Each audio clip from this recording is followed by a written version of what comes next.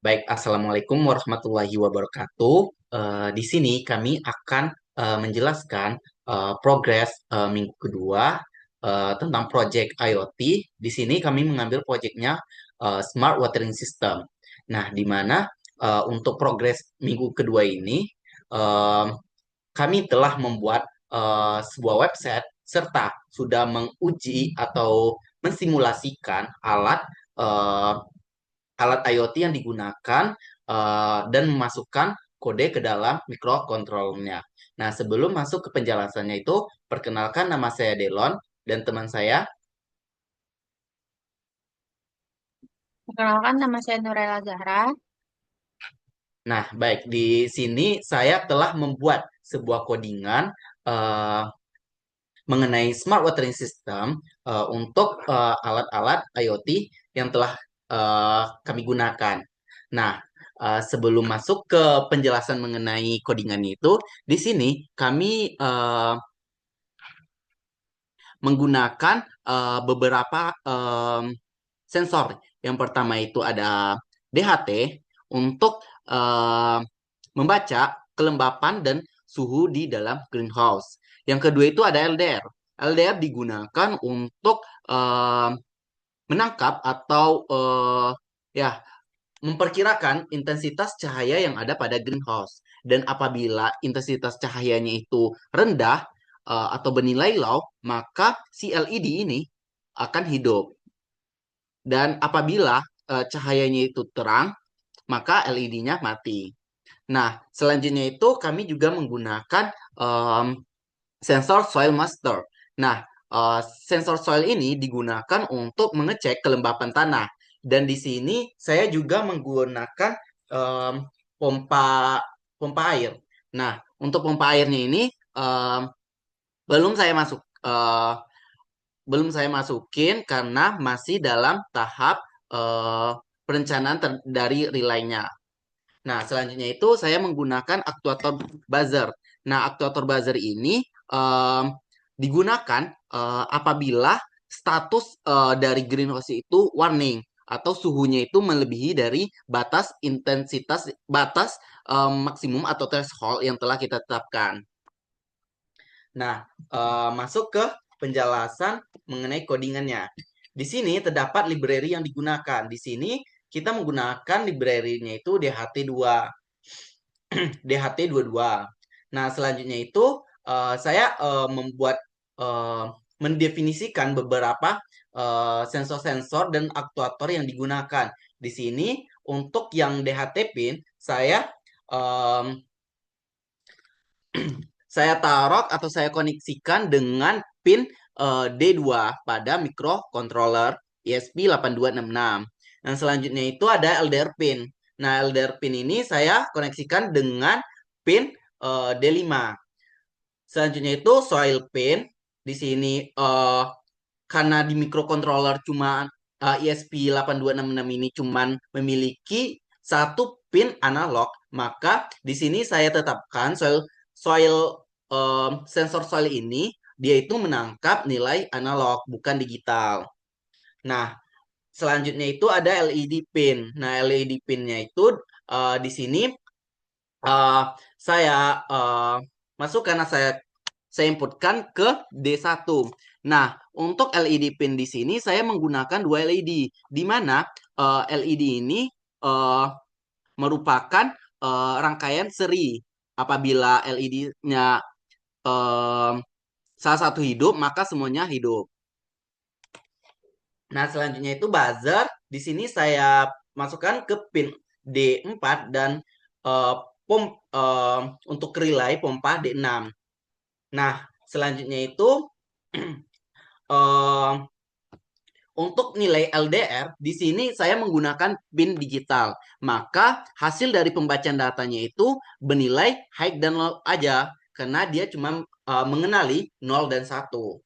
Nah, selanjutnya itu untuk yang soil, baru saya eh, inputkan ke pin analog A0. Nah, sehingga soil ini bisa membaca kelembapan tanah itu dari 0 hingga 1023. Nah, selanjutnya itu di serial monitor ini akan menampilkan temperatur dari ruangan tersebut, kelembapannya, nilai LDR, serta nilai soil. Nah, selanjutnya itu ada logika. Untuk logikanya di sini, eh, apabila nilai dari LDR-nya itu bernilai tinggi, maka kondisinya itu gelap dan LED-nya itu on. Dan apabila nilai LDR value-nya itu bernilai low, maka LED pin-nya itu akan mati.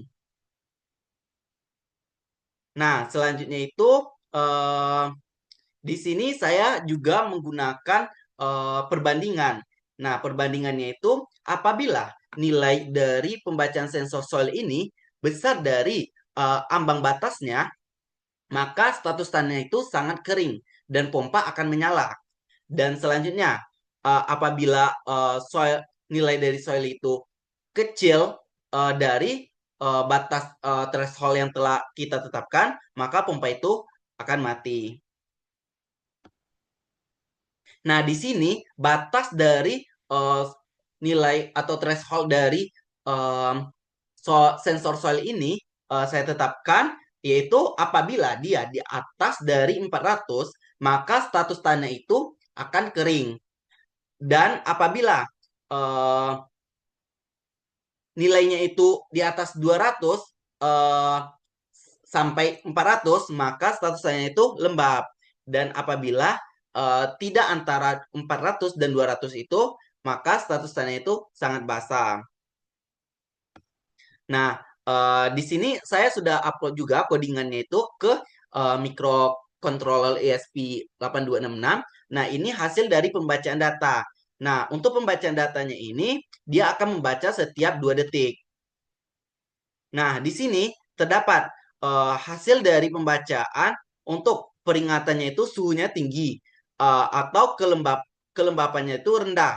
Nah, di sini terdapat nilai dari temperatur, kelembapan, serta nilai LDR dan nilai soilnya itu.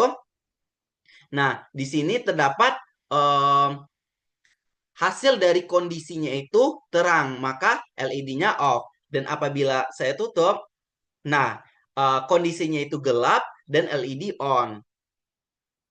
Nah, sekian untuk hasil mengenai eh, alat yang telah saya rancang. Nah, selanjutnya itu akan membahas tentang website dari eh, tugas yang kami buat.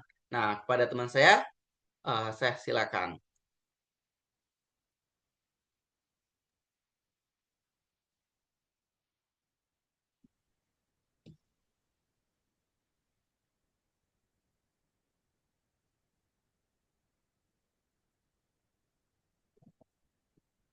Nah, jadi sebelum masuk ke tampilan dashboardnya, di sini saya akan menjelaskan singkat tentang eh, konsep sistemnya ini.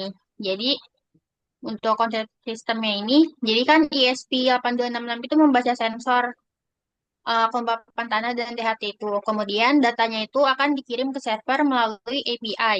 Nah, di sini saya sudah membuat API-nya berbasis PHP. Jadi API berbasis PHP di project ini pada dasarnya berperan sebagai jembatan antara tampilan web dan database ini. Jadi semua permintaan dari front end-nya itu mulai dari ngambil data sensor, kemudian menyimpan data baru, sampai mengupdate status device-nya itu nggak langsung ke database gitu. Jadi melalui API-nya yang berbasis PHP ini. Nah, untuk API-nya itu ada beberapa file. Yang pertama itu ada add data PHP. Nah, jadi untuk add data PHP ini, dia itu untuk um, mengambil data yang dikirimkan dari ESP itu, kemudian disimpan ke database, kemudian terdapat config. Untuk yang config PHP ini, dia sebagai koneksi database pusatnya. Jadi pada config PHP ini, dia untuk mengkonfigurasikan database, kemudian dia juga eh, akan mengambil data dan menyimpannya ke database. Kemudian di sini ada juga untuk menentukan durasi pompanya kalau otomatis gitu. Kemudian terdapat kontrol pump. Jadi kontrol pump ini digunakan sebagai dashboard yang mengirim perintah on off ke servernya gitu. Jadi kalau misalnya kondisinya kering, dia akan mengirimkan perintah on ke servernya. Kemudian ada creatable, seperti namanya creatable ini untuk membuat tabel di database-nya itu di MySQL. Jadi tabelnya itu sensor data yang isinya itu ada ID, kelembapan, status, waktu, dan indeks waktu. Kemudian ada juga get history PHP. Jadi get history PHP ini untuk mengambil riwayat nilai sensor.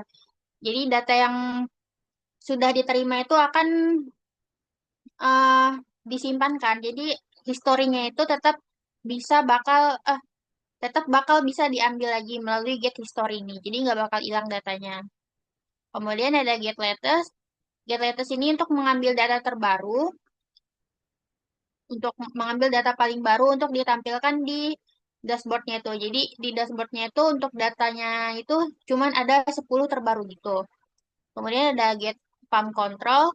Nah, get pump control ini untuk mengambil perintah terbaru dari server.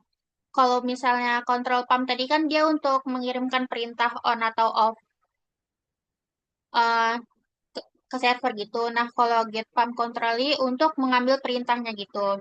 Jadi get pump ini untuk mengambil perintah, kemudian diteruskan ke control pump. Kemudian control pump akan mengirimkan perintah ke servernya. Kemudian yang terakhir ada get statistik. Jadi get statistik ini untuk data statistik untuk grafik atau untuk chartnya itu. Nah, kemudian data yang dikirim melalui API ini akan disimpan ke MySQL. Di sini juga saya sudah membuat database-nya di MySQL yaitu DB Watering. Kemudian untuk tabelnya ada tabel sensor data ini.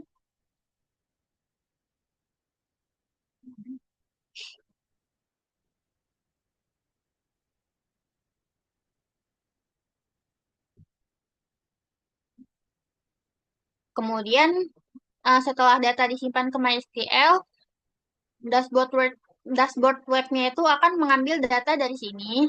Ini belum ada isi soalnya belum tersambung ke MySQL-nya langsung. Jadi ada isi tabel itu ada ID, kelembapan, suhu, status, dan waktu. Jadi isinya masih kosong karena belum dihubungkan langsung ke ESP 866-nya atau ke alatnya itu. Nah, kemudian dari datanya ini, dashboardnya itu akan mengambil data dari MySQL ini untuk ditampilkan ke front end-nya. Jadi untuk tampilan front end-nya seperti ini. Oh ya, di sini saya menggunakan React, React.js ini.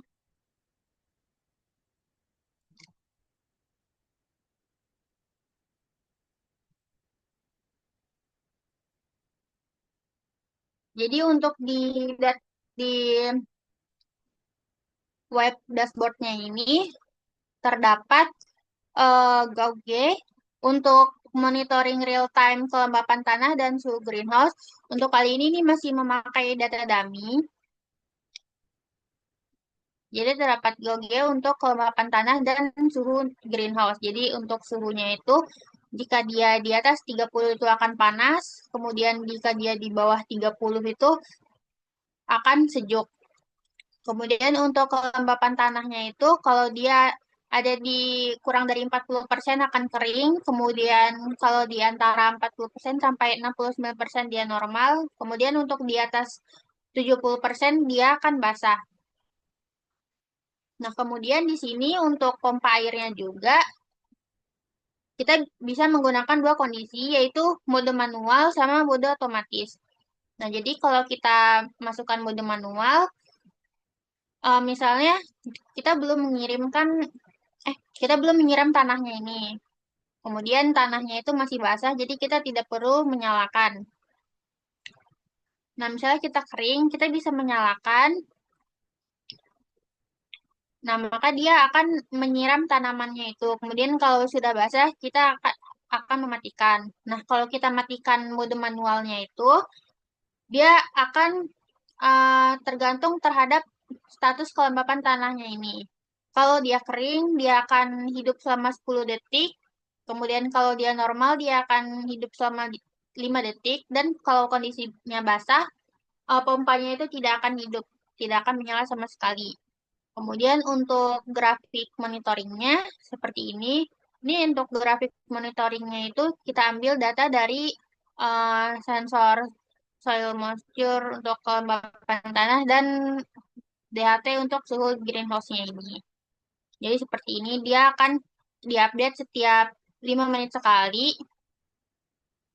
Kemudian di bawahnya terdapat waktu real time-nya itu. Kemudian juga terdapat eh, kelembapan dan suhu saat ini dan rata-ratanya itu. Dan yang terakhir, di paling bawah itu terdapat riwayat data sensor. Jadi untuk riwayat data sensor yang akan muncul eh, di front end-nya ini hanya 10 data terakhir yang diambil. Jadi seperti ini. Ya, untuk riwayat data sensornya itu dia mengambil data dari MySQL ini, dari database MySQL yang sudah dibuat sebelumnya. Jadi nanti ketika sudah dihubungkan dengan alatnya langsung, maka alatnya akan mengirimkan, mengambil data dan menyimpannya ke MySQL, kemudian ditampilkan di tampilan database-nya ini. Di tampilan web dashboard-nya ini. Udah. Oke, cukup sekian hasil progres dari minggu kedua dari proyek IoT kami. Untuk minggu kedua ini kami eh, lebih terfokus ke front end serta codingan dari alat IoT-nya. Jadi untuk yang back end itu eh, sudah ada, cuman lebih diperjelas lagi gitu. Nah, dan untuk minggu kedua itu mungkin kami lebih ke tahap API, menyambungkan antara IoT ke front end serta database yang telah dibuat. Nah, sekian dari progres minggu kedua kami. Apabila terdapat salah kata kami mohon maaf. Kami tutup dengan Assalamualaikum warahmatullahi wabarakatuh.